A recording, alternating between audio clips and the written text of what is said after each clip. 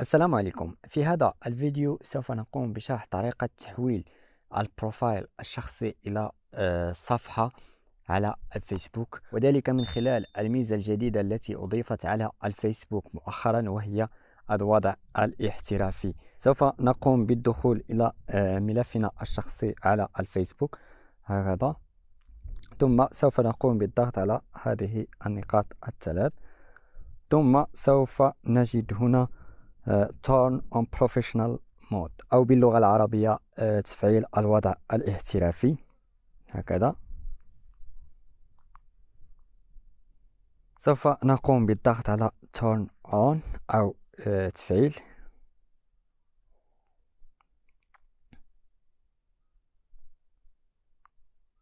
كما ترون هكذا أصبحت صفحتنا على الفيسبوك. انتقلنا من الملف الشخصي العادي إلى صفحة على الفيسبوك.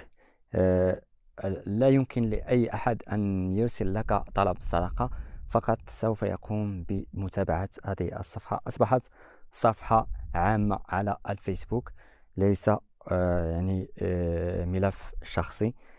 يمكنك كسب المال من هذه الصفحة إذا كنت تقوم برفع فيديوهات على صفحتك على الفيسبوك.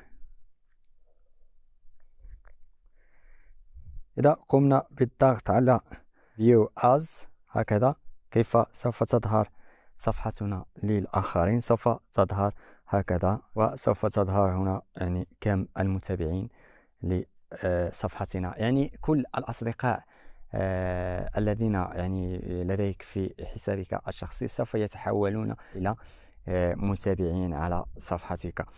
فإذا لم تعجبك مثلا هذه الصفحة وتريد الرجوع إلى ملفك الشخصي، يمكنك الضغط على Turn off Professional Mode أو إلغاء الوضع الاحترافي.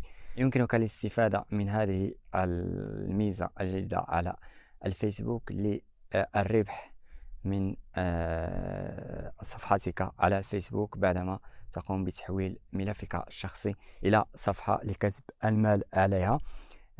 كذلك بالنسبة للأصدقاء على الملف الشخصي، لا يمكنك أن تتجاوز 4000 صديق على ملفك الشخصي، لكن على الصفحة يمكنك كسب ما لا نهاية من المعجبين على الصفحة.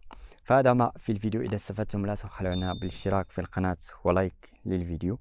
في أمان الله.